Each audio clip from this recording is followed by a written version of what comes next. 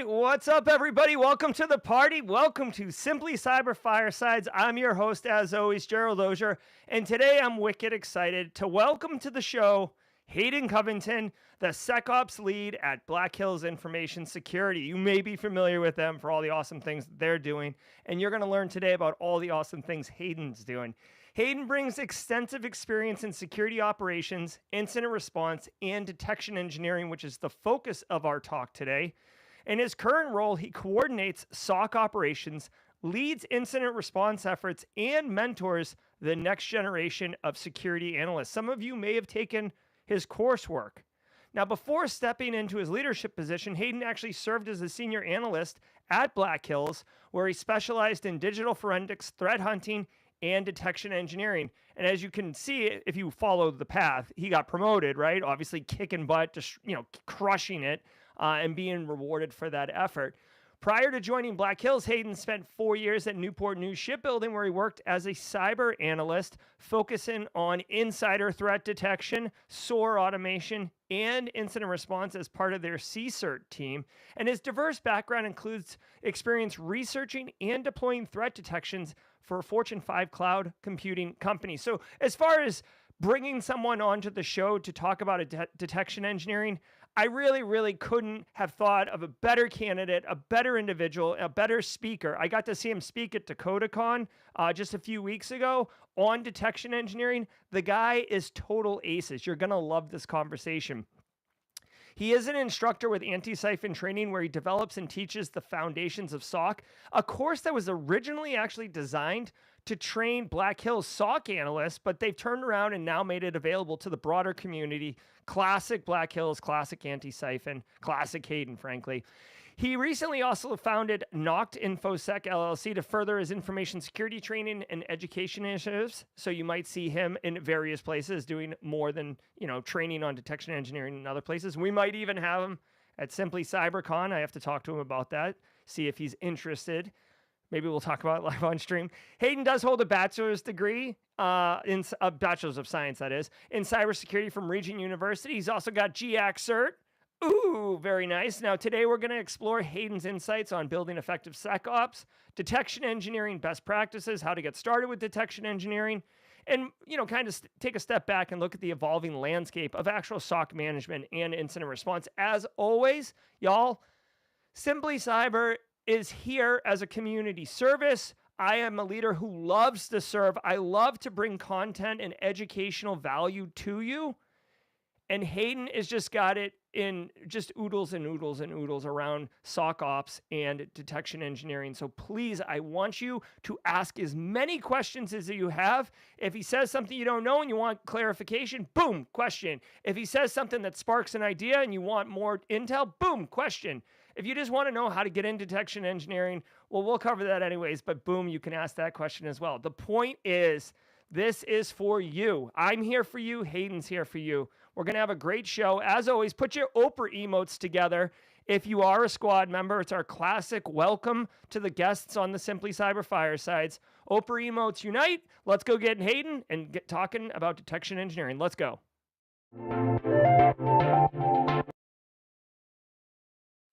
All right, Hayden, wait, hold on. I didn't bring Hayden on. I was moving friggin', hold on one second. Like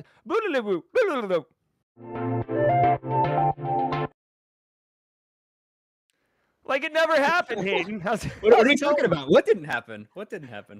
It's so funny. I wanted to get something up because I made a last minute decision to do something, and then I was like, oh, I better move that while he comes on. All right, ladies and gentlemen, this is Hayden Covington. Hayden, thanks for being on the show. Yeah, dude, I'm excited. No, that was a heck of an intro. I think you might have talked me up a little bit too much, and now people are gonna expect a lot. But no, dude, I'm excited. I got to tell you, it's completely warranted. I saw this guy speak at Dakota Con on detection engineering. First of all, he had a retro vibe PowerPoint slide deck. Oh, by the way, I know you're generation young. I just learned yesterday that saying PowerPoint marks me.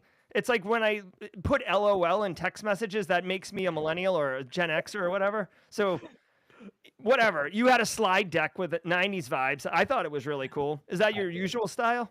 No, I did a different talk a few months before that, and a friend of mine, I asked for his feedback on it because it was one of like the first webcasts I gave for Black Hills, and he basically said your slide design was terrible. Oh, I was like, okay, thank you for the feedback. I will adjust, and I, switched the tools that I was using to make it, and that one was, a lot of templates, some, web graphics and stuff that I pulled in. And yeah, that vibe, I rocked with that vibe. That one was fantastic, and it was very scientific and graph papery, because that talk was on detection engineering and how it should be viewed as a science.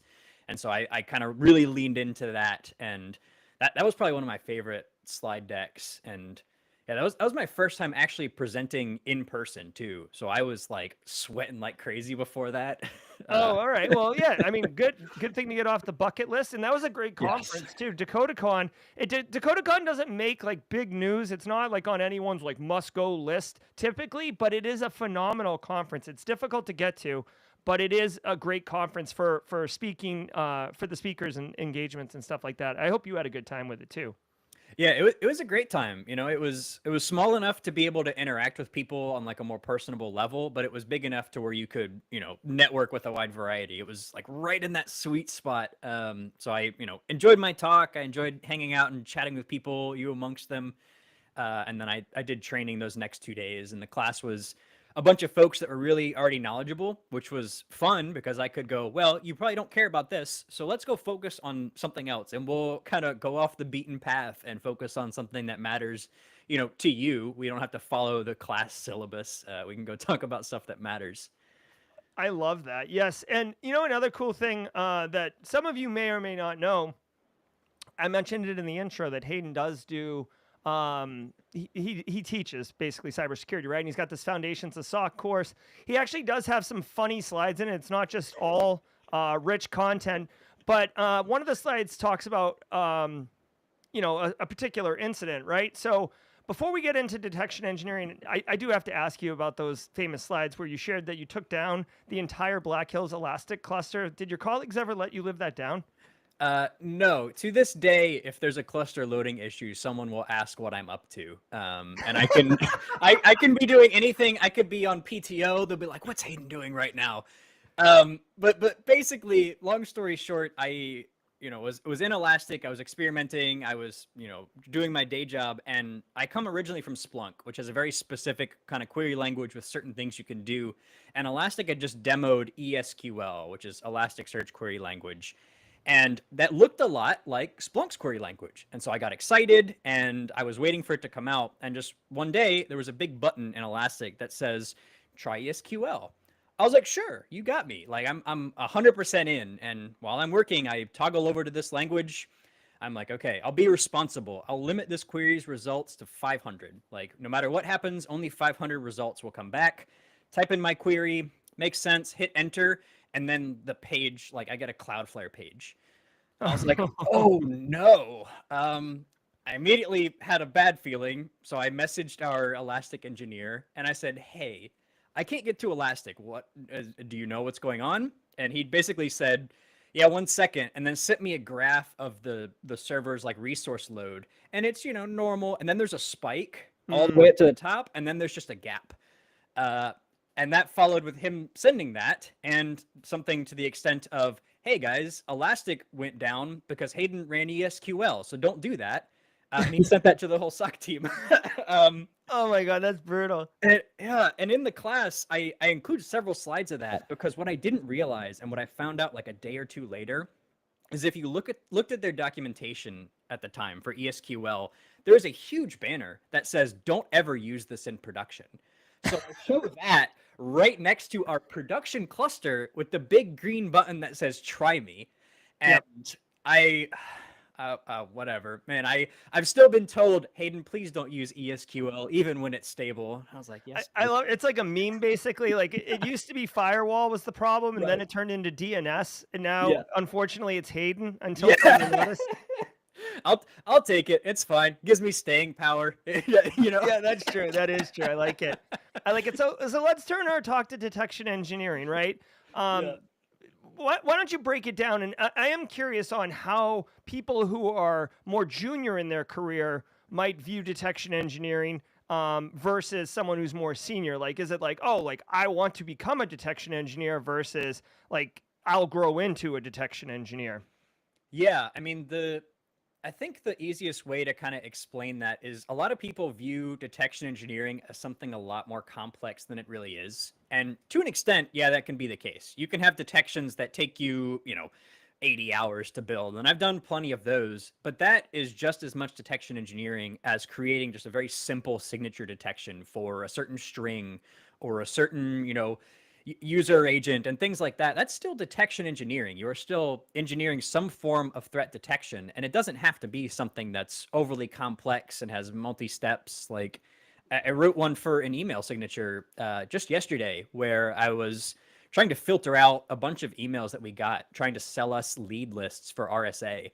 And I was like, we don't care. We don't want that. So I just wrote a signature in our tool that looked for the words RSA and leads in an email that the ML algorithm had categorized as marketing and sales. And then from then on, those are sent off to the void. And I mean, that's detection engineering. It's not terribly impressive. I wouldn't go, put that on my resume probably, but it is still detection engineering. And that's the best way really to start is just make any detections. Go look at ones that are out there. And maybe I'm getting ahead. But there's No. tons We of can go open wherever we source. want, dude. There's no rules here. I mean, there's no rules within the construct of like Sure. what I do. But yeah, no, we can go all over. Yeah, I mean, there's so many open source projects out there too. Like the Elastic rule sets, those are open source. The Sigma rule sets can be converted to anything. Those are open source. And that's a really great way to start is just going through and looking at all these different detections to get an idea of things you should be looking for. And that's probably the hardest part is knowing what to write detections for. Like if you don't have some sort of feed in for what you should be looking for, whether it's, threat intel or customers or your boss saying, I want you to detect these things. That's probably the hardest part and the biggest barrier to entry is not really knowing what to detect. So, okay. I mean, if you don't know what to detect, I mean, is there, like, I guess scaffolding that you like? Is there scenarios that are like, the email one you mentioned is good, but like the scaffolding wouldn't be like go find RSA sales leads because that's not going to work. But I mean, is there any kind of resources out there or constructs? I mean, I guess to practice or test, I mean, would you almost go look at a Sigma rule and then like look at it, figure out what it's doing, and then close the page and then try to recreate some version of that Sigma rule? Yeah, I mean, if you're working in Sigma, you can use that as one case. One of the ways that I actually do it in the class to like force people to write a detection for something, like I give them a write up from I think the DFIR report, but you could use MITRE. MITRE has fantastic resources for detections because they'll actually include links back to the source material from where these TTPs and stuff came from. But in this case, it was the DFIR report on an attack from a certain threat actor, and they used Quackbot and a number of other methods throughout this attack. But at the bottom, they show the IOCs, and they show this whole chain of everything that happened. So this is near to the end of the course once we've already talked about how to write threat detects, but we just hand them this document and say, hey, here's all the IOCs, here's the story of what happened. So how would you write a detect for this? Like, what's the best way? Is there a way that you could, target part of this attack? Would you want to cover, multiple different facets of it to have some more breadth and more coverage? I mean, there's not really there's some wrong ways to do it. Okay. Well, what are those? It's all about balance. If you overload your SOC with thousands of detections, you will bury everything important in, just volume. That's one of only the real wrong ways to do it is just pure volume. It's about having that balance, and some of that, which I mentioned in the talk, and I'm sure that the GRC folks would appreciate, is about managing your risk. Yeah, you got to manage your risk. If you have too confined of a detection, you're going to miss important things. If it's too broad, you're risking just overload and burnout and having half your SOC quit. So yeah, we definitely don't want that. It's already SOC analyst is already a really emotional and mental taxing job. You don't need to have your detection team help you with that. Yeah. We got some questions coming in. This is great. Drop them in chat. First of all, it's not a question, but I do like it. Augusta Delgado thinks that the title detection engineering sounds intimidating. I agree. It sounds pretty boss, right? It's like, oh, like Yeah, we're doing detection versus GRC analyst. That sounds like, you're like skipping through a meadow with like a basket on your arm. So yeah, this is like Terminator 2 kind of stuff. So there you go, Hayden. You got a boss title. It's a great thing to put on the resume. I mean, that's for sure. It sounds a lot more impressive than it probably is. And I definitely have written some detections that I would put on a resume if I could. But I think just the addition of engineer is probably what makes it a little intimidating. Yeah. But I will say anybody with, a couple hours worth of training at most, you can be a detection engineer. It's just a matter of knowing how to get your foot in that door.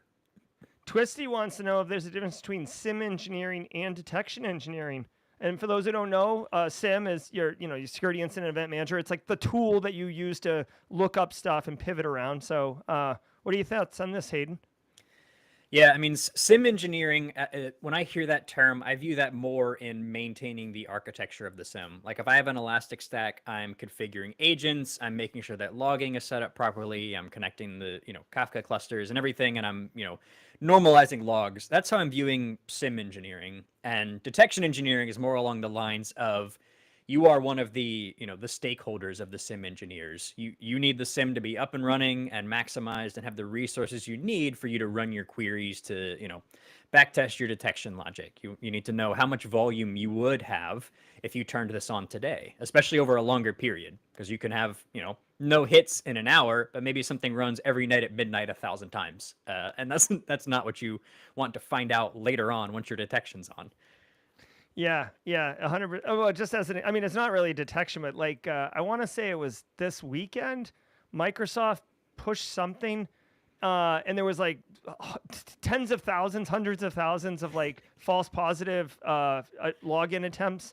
I think Haircut Fish had to deal with that. I don't know if you guys saw that at your SOC, but it was a thing. But anyways, TJ Williams just talking about things you could look for. Looking for callbacks, is that kind of a low hanging fruit? Maybe you could look for through detection engineering. Yeah, that one is probably once the detections get a lot more complex, because when you're writing detections, like if you know the pyramid of pain, right, you're sort of looking at different IOCs and TTPs in terms of level of complexity. So you have like the lowest level of things that are effort-wise easy to change. So it's someone changing a hash or an IP is easy. It takes them seconds, if not automated, capabilities. But once you get up to the top, you're like kind of targeting the attacker's entire way of being. Like you're hitting them at how they fundamentally operate. And so the higher up that pyramid you get in detection engineering, the better detections you'll have. So for something like callback or beaconing detection, you could look for user agent strings and stuff. That's probably a really good place to start, and very, expectation of having that covered. But if you can get into like beacon and anomaly analysis, like Black Hills has, one of our sister companies has AC Hunter, which does beaconing detection and analysis. And it does a lot of fancy math that I'm nowhere near smart enough to understand, to notice when a connection is happening, even with a degree of variance in between, happening at enough of a calculated interval that this is something other than a normal network connection. So that beaconing stuff, that's where you get into the really cool stuff. But those are also the 80-hour detections that you're spending a lot of time on usually. Yeah, maybe not day one stuff. Maybe not. Or maybe you start there and you trial by fire. I love it. Just as a quick personal story, many people in the community already know this, but I don't think I shared it with you. So I went to the SANS Difference Maker Award in December, where I was very, very fortunate that we won Podcast of the Year for the morning show. Thank you. But what I wanted to tell you is the Pyramid of Pain. David Bianco made this thing. It's like everybody who works in our industry knows David Bianco's Pyramid of Pain. Nate, my wife and I get in the elevator to go down to the actual event, and there's a guy who gets in the elevator with us, and it's just the three of us going down. And it's like anything else. Like you're both dressed up. Like I think we had like like you knew you were going to the same thing. So you're like idle chat. You're like, oh hey, like you going? He's like, yeah. I'm like, are you up for an award? He's like, yeah. Like I think it was like Tool of the Year or something. And I'm like, oh that's cool. Like good luck to you or whatever. And we get off the elevator. He goes left. We go right. Fast forward like an hour and a half later, we're sitting there eating, they're doing the awards, and they announce winner of best tool, David Bianco, and he walks up on the stage, and I'm like, Ma!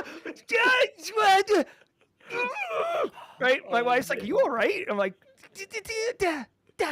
Oh, dude, I would have crazy. fanboyed on him. Dude, your Pyramid of Pain's the best. I love it. Like I got it like on high laminate, stick on my wall.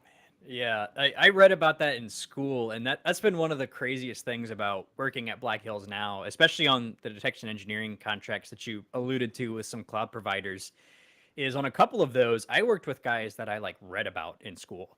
And I mentioned, maybe it was a mistake. I mentioned that to one of them at one point, and he was like, wow, now I feel old. I was like, sorry, not my intention. It's just weird for me to ask you things. And the one part that I think really was like a turning point in how I viewed like my career was like I asked him something and he was like, I have no idea. And then we both went and figured this out because in my mind, this was like some dude that had written books that I'd read for college and, knew everything. But just like me, he was like clueless about some of these things and has to just go figure it out. And I think like I knew that, but I think that had that like neuron finally connect and, that was a pretty cool moment, probably at his at his demise or whatever. That's awesome, though. That is really cool, and it definitely does humanize everything. And like basically, like everyone else, there's too much to learn in cybersecurity. You're never going to learn it all. So your best bet is to network and share. So getting back to some questions, talking about detection engineering, Augustine wanted to know how much networking do you need to know in order to be, advance, right? So maybe you're kind of dabbling, but you want to progress as an engineer. What's the networking importance? I mean, it depends on the size of your team, I think. If you are just a generalized detection engineer, you kind of need at least a decent understanding of the whole full stack, sort of whole, I don't know, TCP/IP or OSI or whichever one is the correct one at this point. I've heard debates about those models and things, but whichever one, you need to be able to understand them at least a base level from like start to finish. Because you could be very well writing detections for Zeek logs. And I think almost more important than understanding Zeek logs, for example, in depth, is knowing how to go and research these different log sources and understand fundamentally how they work, and then how to replicate those attacks. And like for something like network, like I can understand how networking works, and I generally know how it works. I have to go use a CIDR calculator still for anything having to do with subnets, but I understand how it works. But that's kind of like only an additional helper. It's only additional context for me because the first thing that I do for almost every detection I'm writing is I just go perform that attack. There you go. And That'll work. I make the joke like that's the only time I hack is when I'm doing detection engineering. Is I will have a test environment and I will just go do that thing because that's the closest I'll ever get to having real test data is actually doing that. And if I can't do it, Black Hills is a pen testing company. I'll go ask one of my friends to do this attack for me. But That's yeah, definitely a great point. Like getting as close to, if not the actual telemetry, is definitely the right way to do it to make sure your detection is going to work. yeah. The worst case scenario is when you can't do that. I wrote a detection one time for something that affected only a very specific subset of an AWS, product, and it was at a certain size of that product. And so I brought this to this company and I was like, hey, I can write this detection for you, but this instance size is going to cost you like 30 grand a month to just even have on. So we have a couple options. I mean, we can run it long enough to test and make sure that we can validate that this detection works. We can try and detect and use your prod cluster as a dev cluster, which I don't think you want. Or we can just inject some mock events from this attack tool, and that's the route that we eventually went down. Is being able to inject those logs. They were, I still feel a little iffy about doing that because the further we get away from that actual attack, the more potential risk there is that something is going to change, or you're not actually seeing the logs how they would actually be seen. There might be some intermediary that's grouping them, but yeah, I mean having that. That capability to kind of inject is also a good last tool in your toolbox sort of thing. Bustin Justin says getting good with regex and EDR, XDR as query languages is pretty important. Also, managers love dashboards. You want to comment about dashboards for a second, engineer? Oh my gosh. I will say I am a data freak. Like I love data. I do the metrics and have done the metrics for the Black Hills SOC for probably like over a year. And that was because I saw them and I was like, hey, can I do these? Like I love numbers. I have metrics and dashboards and data about my own like life. Like I could go, run tomorrow and then see my running progress over time with different data points and stuff. So dashboards are awesome.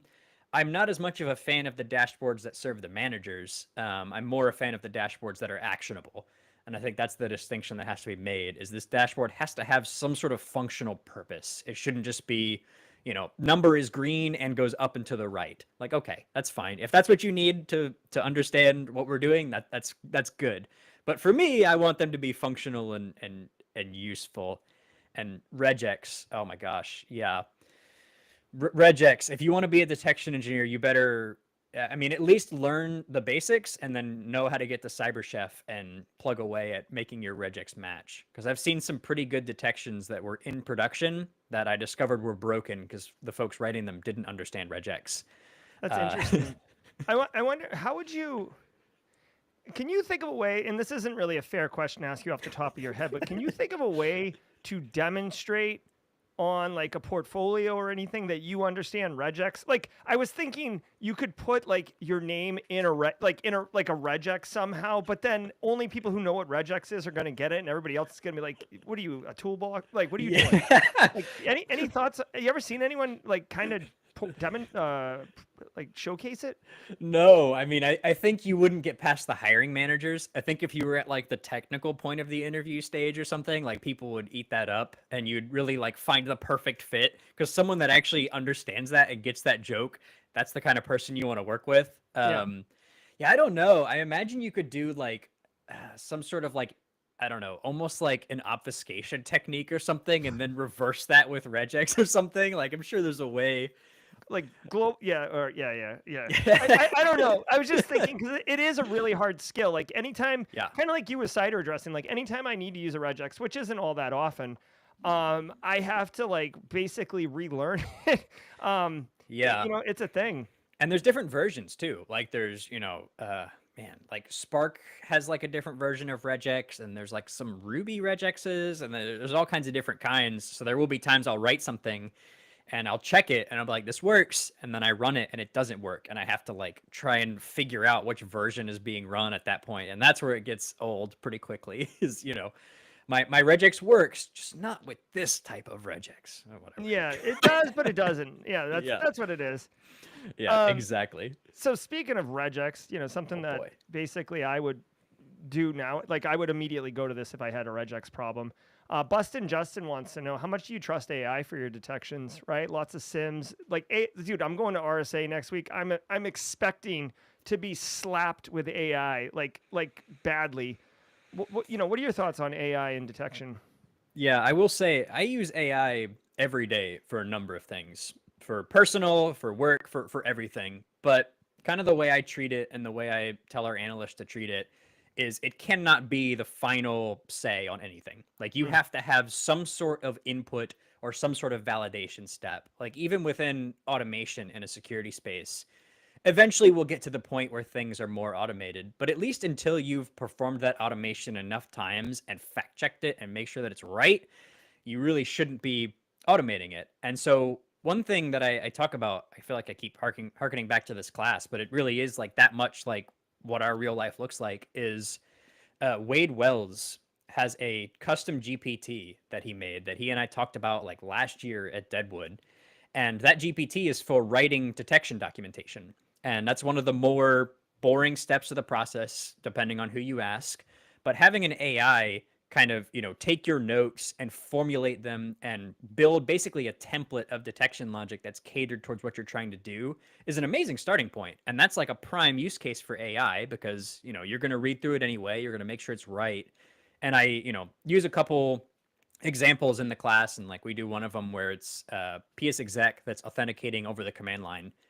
And so we look at that, and it writes out a pretty good, piece of documentation on that detection, and it builds it with the template that I tell it to build it with. And yeah, it only took a couple changes for that to be, done and ready to roll. So yeah, I use AI for so much, man. Like I was looking at a vacation spot earlier today, and my first thing was ask the AI, "Hey, what should I do in this area?" Yeah, I mean, it really is a life augmenter, right? Especially when, for me personally, time is like an incredibly rare, like valuable asset of mine, and it really helps me save time, and not just save it, but be more effective and more like I can get more done, which I love, right? Because now I'm just doing more. It's cool. Yeah. Yeah, I'm a huge advocate for like personal productivity and personal like management and personal knowledge management. I have, I use Notion pretty extensively, and I have like some sort of setup that I use, and I've used it for years. And someone laughed at me the other day because my task manager app has like 34,000 completed tasks or something because I track everything. But Yeah. what I can do, and sort of to your time point and the AI point, is when I have a new task that comes in, if it's something that I actually need to get done at a certain point, I'll add that due date. And then if I tag it a certain way, I have a tool hooked into that task manager that will schedule it on my calendar in blocks of time up until that due date to make sure that I complete, whatever the duration is up to that point. And for me, time blocking is the only way I will do stuff like that. Otherwise, I will find something else to go work on. So Thousand. that Yeah. having it done for me is the ideal there in that scenario. Yeah, I 100%. For me, if it's not on your calendar, it doesn't like if it's not on the calendar, it's not going to get done. Like someone actually sent me something to review the other day, and I told them like they sent it to me on Tuesday, I think, and I said, "Oh, perfect." I said Monday from 10 to 10:30, I'll look at this, and they're like, "Okay." And I'm like, "Well, it's going to happen. You can plan you can schedule, you can expect it, right?" Yeah. So I, I'm a little neurotic though, but I think we all are that work in cybersecurity. So I think so. And my wife's a therapist, but she's sort of the same way. Is if we're doing something and we're both going to this thing, it's a calendar invite. It's that way so we can see ahead and we'll get notifications and we won't forget to go anywhere that we're supposed to go. Because yeah. that's a little bit of a fear of mine is missing events. Like I checked my calendar like 4 times today to be like, it's today, right? I need to make sure that I'm ready. Oh, well, hey, and just another like real example, like talking about the power of networking, the value of networking. Like I've never met Hayden before. Like we've been to Deadwood together, I guess, and we just didn't meet each other. We're Yeah. both friends with Wade.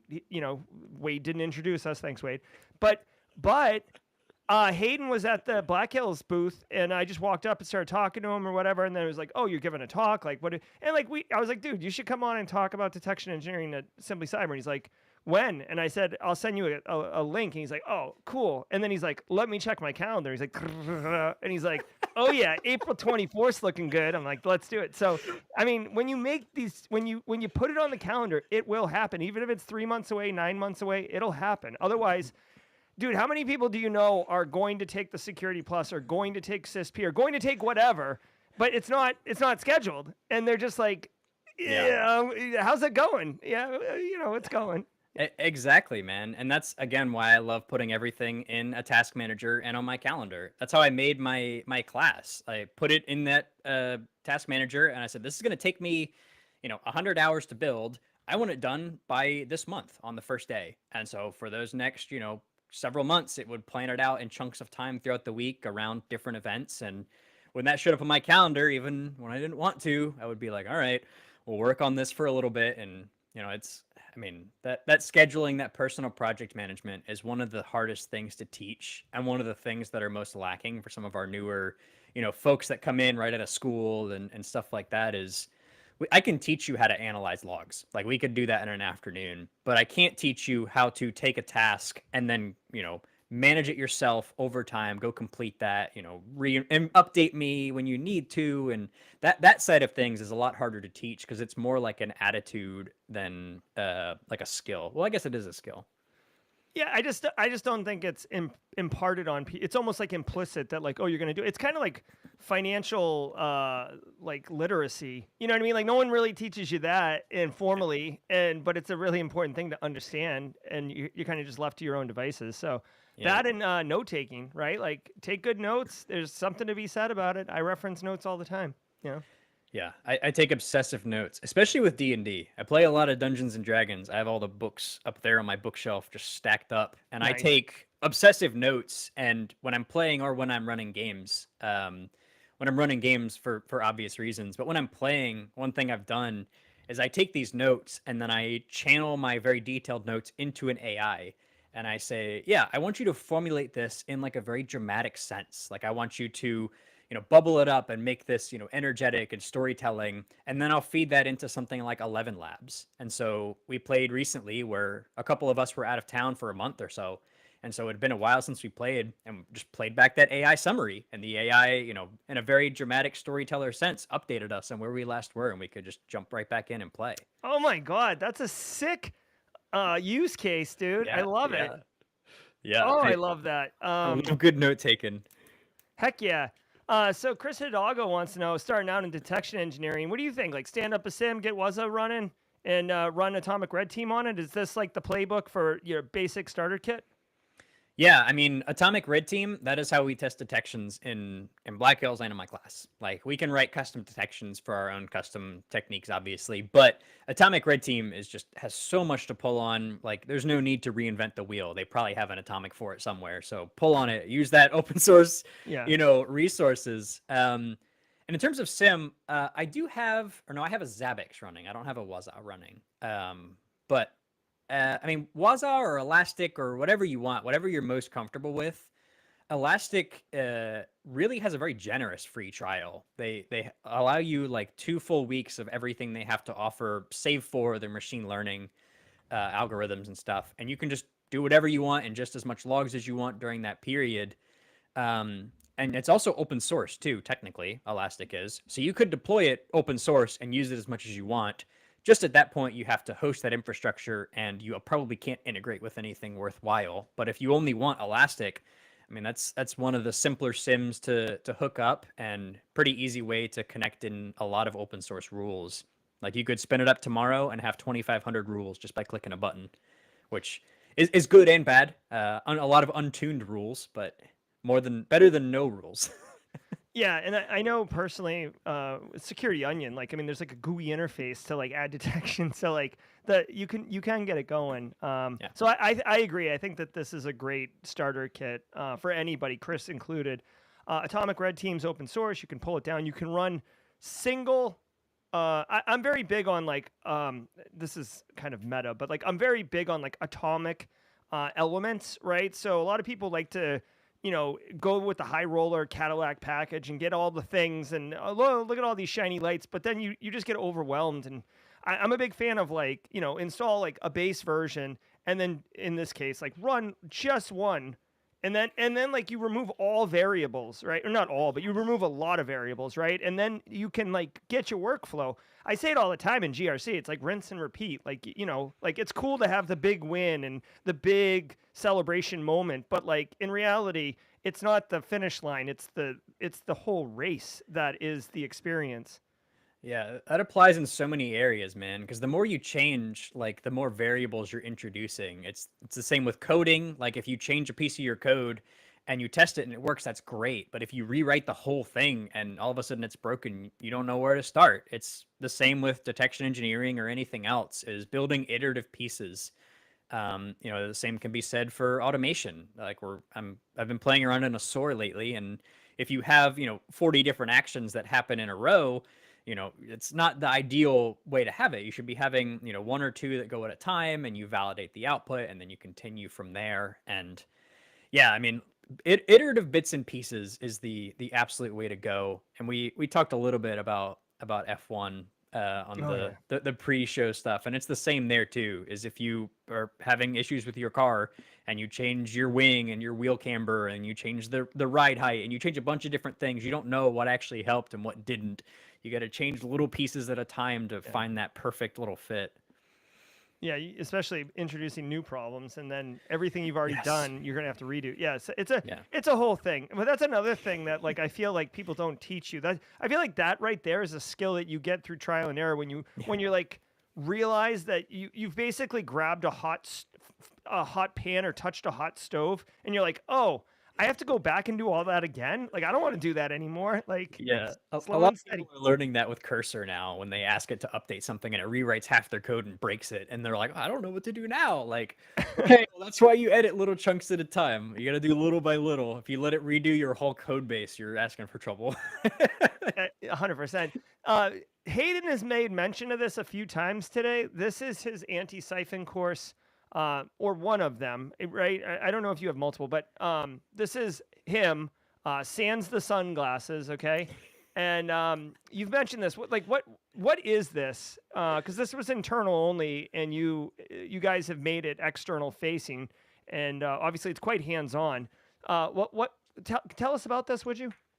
Yeah, I mean, I have that, and then I have a detection engineering workshop, which is also happening in July, but that's like a subset of this course. They both feed into each other with the course encompassing everything. But yeah, originally this was internal training. Like we would run, or one of us would run all of our analysts through this stuff, which at that point was me, and I would go through and explain how to do all these different things in Elastic. And there was always cases where I couldn't get everything across because we're working.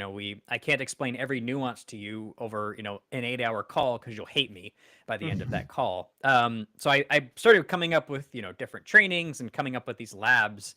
And one of the guys at Black Hills was like, dude, why is this not a training course on anti-siphon?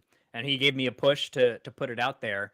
And so with some, planning and a little bit of restructuring, I came up with this course idea of you start from ground zero of, explaining what a SOC is. And by the end of that course, you have a fully functional SOC infrastructure, and you know how to, write, trigger, and investigate threat detections. So you go from, zero to hero in terms of SOC. And, if you wanted to, you could connect your credit card to Elastic at the end of that class and start paying for that infrastructure and start rolling in customers. Like it's to that extent where you could have customers in there at the end of it. And so that's sort of the vision behind the class, I think, was being able to have this training available. So when we bring in new SOC analysts, I can tell them, yeah, I want you to go add in a suppression for this rule. And they don't, have to pause and have to explain those nuances. They'll have an idea of not just what that is, but also how to go do it and some of the larger considerations that might not be as abundantly clear from the onset. Yeah, that was the goal ultimately, was just to have that SOC level training so that you could go into an interview even and be like, yeah, I've built a SOC. Because if you're going to like trying to break into the SOC world, it's kind of hard right now to do that. But if you were able to show up and tell them that you've built a SOC and you've written threat detections, they'll look at you like you're crazy and think you're lying. But you really have. You've built a ticketing system and a customer portal and an Elastic stack with, all these different facets and pieces to it. That was kind of the goal.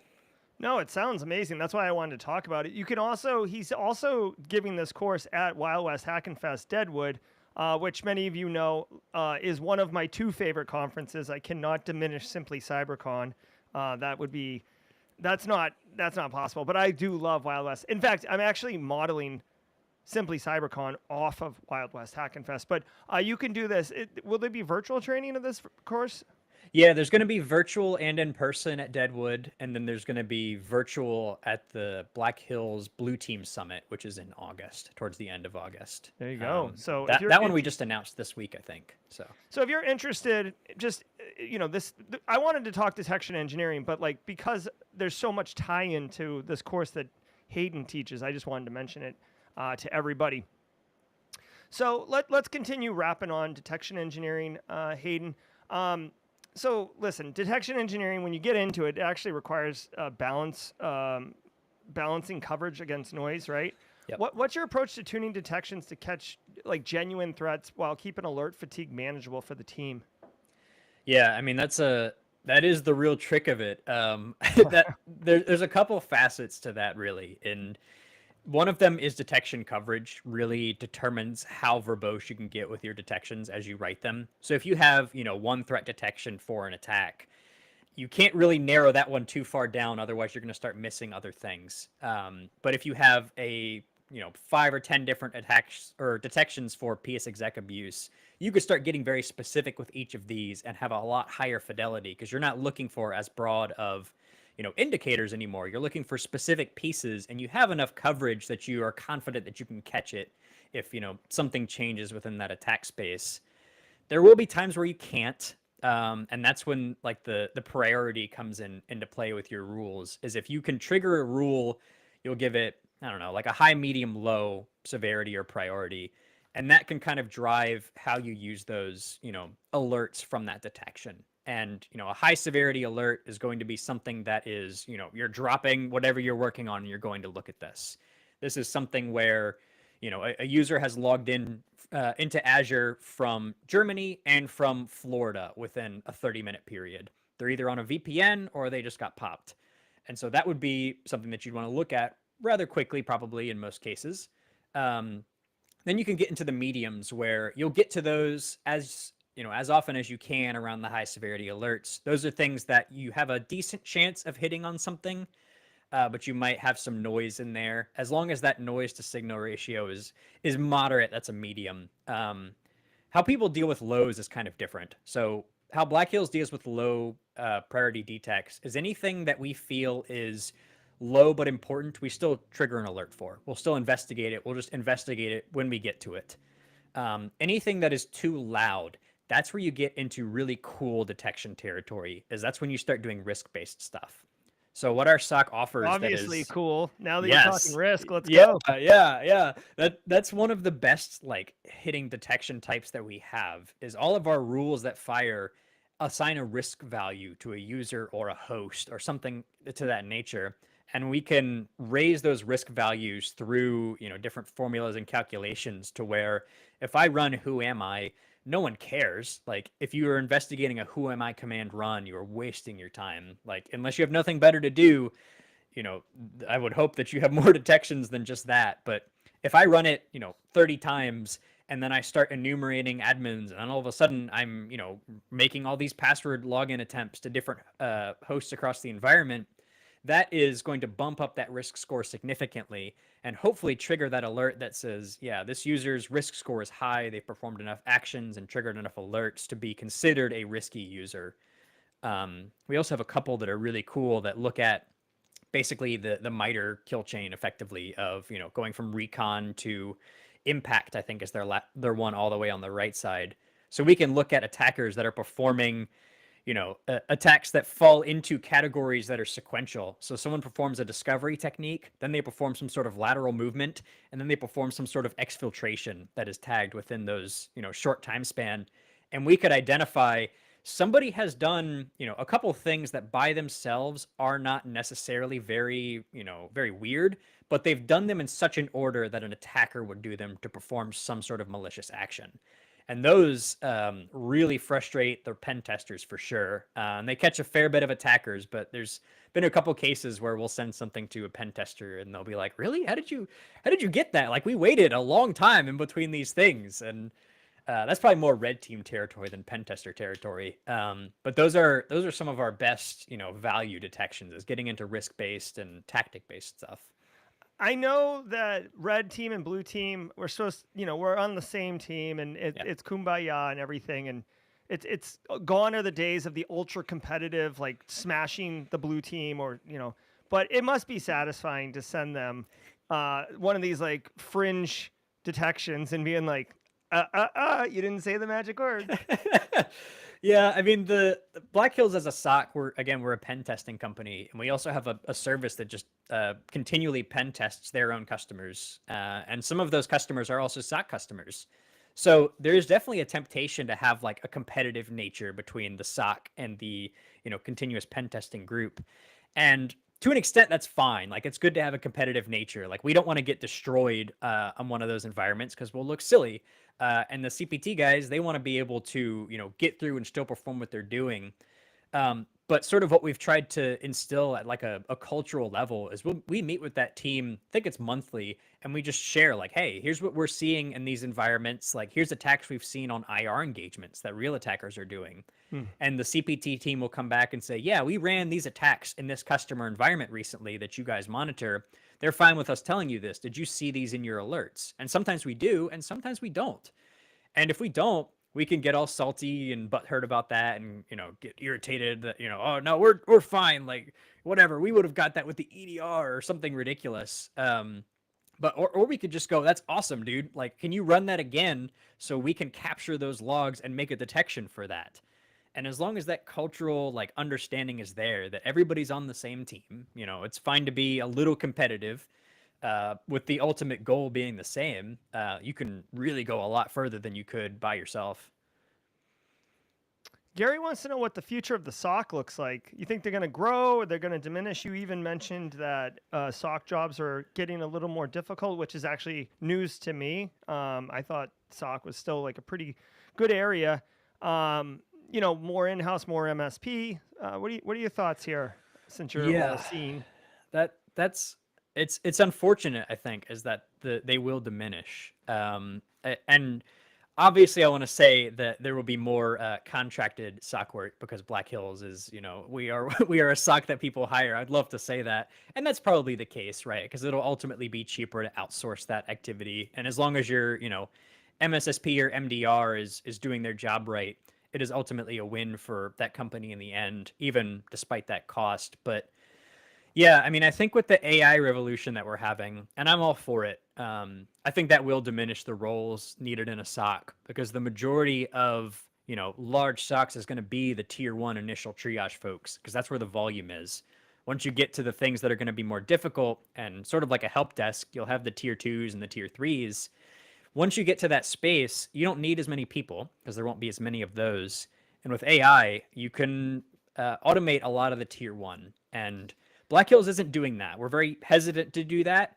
We are automating a lot of the enrichment of those alerts. But even so, like, we can perform this enrichment that saves us time, so we don't have to go do the same search every single time. We can get that back automatically and be able to make decisions quicker. Yeah, I hear you, and I know that you can use AI for the tier 1. Like, when I think about it myself, the immediate thing comes to mind is, like, okay, let's play it forward. So tier 1 is now AI only. Okay, so everybody's fired. Tier 2, tier 3, you guys are great.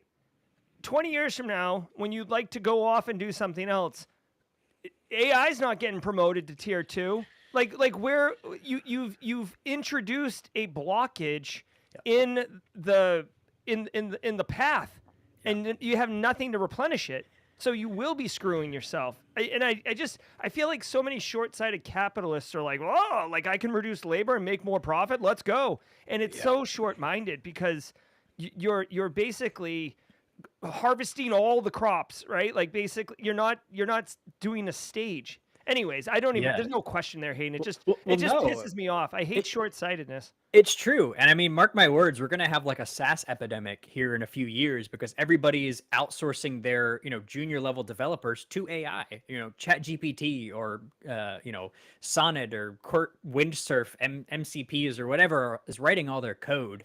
And that's great. It saves them money. But at a certain point, you need that human level interaction to be able to instill security and secure code. And it won't be too long before we realize some pretty significant breaches. Like, we have breaches that are monumental now for different tools and software, and humans made that. So AI is not going to have that same attention to detail, at least not the AI that we have today. And even so, like you said, you are creating an artificial gap in skill there, because you are not training these initial folks, and people don't come out of college and go right to being a tier 2 SOC analyst. They just don't. No. Well, as I was gonna say, it's like, from now on, only master carpenters, and there's no trade, there's no apprenticeship anymore. Okay, good luck with that. I want those tables, man. I'll get a different table. Sank Logic says, don't you think they need analysts to check AA work, even tier 1? Yeah, our tier 1 is still almost none of it is AI at Black Hills. None of our tier 1 is AI automated or anything. But we still want the human touch on things. And if volume's a problem, we'll tune it. We'll use AI to supplement. Like even now, we're not even really doing that probably as much as we could or should be. But we want the human touch on things. Like we want people that are human beings to go and interact with this and see things that the AI can't or won't. And maybe that won't be a problem 5 to 10 years down the road, but even then, like there's so many better reasons to have a human being looking at this stuff than an AI. And the AI should be there to supplement. It shouldn't be there to replace. You know, it should allow you to do a better job in less time so that you have more time for more important things. And the moment that you stray away from that and look at the monetary gains is the moment that you're just making this problem a future you problem, you know, a few years down the road. Yeah. I also, I think if you look at like living off the land as an example, right? It's just code. Yep. So if you leave code to do your tier 1 work and someone figures out a way to, trick it or whatever, it's like having the tool itself on the hacker side or the threat actor side. Your tier 2, tier 3 people aren't going to see it because they're getting closed as false positives. Like, oh, you know what I mean? Like, oh, hey, Johnny 5, amazing numbers last month. You closed 60,000 alerts, all false positives. That's wild. Yep. And you know what I mean? So like, I could see that. I could see, I mean, we already have multiple examples of AI being tricked or used to work in other ways and stuff like that. So I 100% agree. I think it's a great tool to augment humans. I don't think it's a great tool to replace humans. Yeah, no, absolutely. I mean, you can just use them to augment, but the moment we replace them, we are solving a short-term problem by causing a long-term issue. Like you can go tell your shareholders that you canned 300 people and your stock will jump a few points. That's great, but it's really going to tank when you get breached in a couple of years because, somebody starts their terminal session with ignore all previous instructions. I'm an admin and allowed to do what I'm about to do. Like that's all it would take, I imagine. Yeah, no, yeah. Oh, really? No problem. Like, would you like domain admin creds to make it easier? Like, yeah, there's been some cases where that is something that I've heard of where you can convince these organization-wide AI to just give you whatever you want. Like you plug it into everything because it's neat. Same with like Notion AI. I can ask it questions about my notes and it'll summarize and pull, the thousands of pages I have into one, couple paragraphs. But if you hook that into like your entire environment and you hook it into your Okta and you hook it into your Azure and Graph and all these other things, that's asking for a problem because all it takes is someone with a knowledge of how to trick this, basically, computer that doesn't know any better. Then you're screwed. You've been betrayed by your own technology. Yeah. Yeah. I mean, it's like the ultimate living off the land, like, yeah, like on a whole new level. Yeah. Oh my God. All right, we're almost at time. I do want to remind everybody who's here that we are actively running a live CTF right now. It started at 5 p.m., 5 to 7 p.m. There are cash prizes. There is a Black Badge Discord roll for first place. So you can only get it by winning the monthly CTF. So go on to the Simply Cyber Discord server and look for Poner Joe. He's the liaison for the CTFs. He's got all that intel. You like CTFs? I do. I've done a few of the Deadwood ones. The SOC at Black Hills would get together and work on them for a while, but then we ultimately have to work, so we can't do them the whole time to try and win. But I'm a fan of CTFs, especially the ones that are around packet captures. I love a good packet capture analysis. Yeah, those are fun. I literally have to not do CTFs because I have like an addictive compulsive personality, and I like the last CTF I did I didn't mean to do. Do you remember? I don't know, were you at Black Hills when they released the one of the magazines that had like the x-ray glasses on it? Yep. Okay, so I thought the challenge was just to find something with the x-ray glasses. I did not realize that was step 1 of like a 25-step CTF. And dude, I got up at like 6 a.m, had a cup of coffee. I was like, oh, I'll just do this x-ray glass. It was like 2:30 in the afternoon. I'm wearing my pajamas still. I haven't brushed my teeth. My kid, I didn't take him to soccer practice. And I'm just nice. like 5 more minutes. Like I got the pin. I did it. I finished it, but I hated myself every minute of it. I'm the same way, man. That's why I try not to code when I'm busy, because I will finish writing that code right then. Dude, 100%. Oh, So jeez. we are at time. Hayden, I want to have you back. Like, Hayden, there's a bunch of great questions in chat. I want to get to those. We'll pin them. Hayden has an amazing technique for building a personal portfolio that is phenomenal that we didn't get to, and I want to get to that. So if you had a good experience, you can come back on. Before we let you go, though, Hayden, anything you want to share? I know we talked about your course a little while ago and where you'll be. I mean, any speaking engagements, any projects you're working on? Just where can people find you? Where can people get more Hayden? Yeah, I mean, I'm on X or Twitter or whatever at Kilobyte the Dust. Yeah, I have my classes that are in August and October, and then I'm also doing in July a pay what you can detection engineering workshop. So if you really want to get into detection engineering, it's it's $0 as the minimum there. So come hop into that and just learn how to detection engineer. It's literally pulled right out of the class. So you'll do some real detection engineering, right? Some real detections. That's the part that I think I'm the most apt to get people towards, because it's free.